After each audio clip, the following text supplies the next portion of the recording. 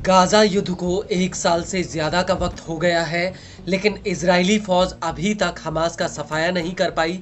बल्कि गाजा में जिन इलाकों में आईडीएफ ने हमास का सफाया किया था, अब उन इलाकों में हमास फिर से जिंदा हो गया है।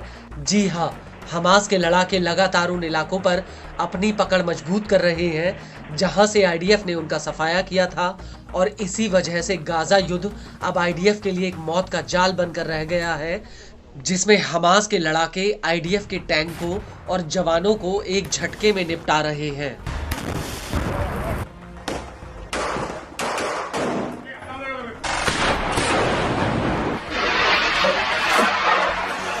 लेकिन गाजा के भीतर हमास अकेले इस जंग को नहीं लड़ रहा, बल्कि गाजा के तमाम छोटे बड़े प्रतिरोधी समूह अब हमास के साथ एक हो गए हैं और ये सभी मिलकर अलग अलग फ्रंट से आईडीएफ के ऊपर भीषण हमले कर रहे हैं।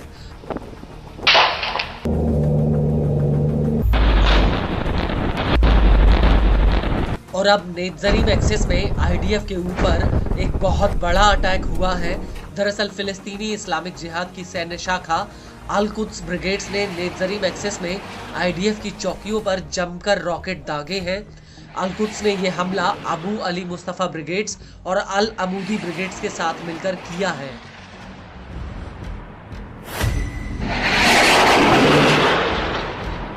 अल कुद्स ने इस हमले का बाकायदा एक वीडियो भी रिलीज किया, जिसमें साफ दिख रहा है कि कैसे अल कुद्स का एक लड़ाका जमीन पर ईंटों के ऊपर लॉन्चर फिट करता है और फिर इन लॉन्चर्स में रॉकेटों को लगाता है।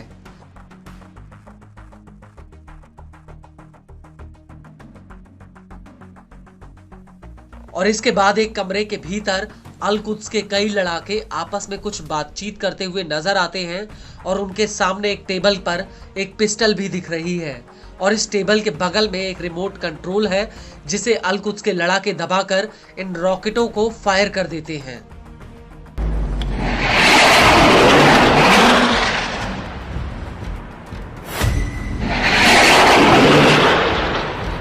और इसके बाद एक लड़ाका घनी हरियाली में छिपकर एक लॉन्चर में बड़े बड़े रॉकेट भरकर उन्हें दनादन नेत्जरीम एक्सिस की तरफ फायर कर रहा है।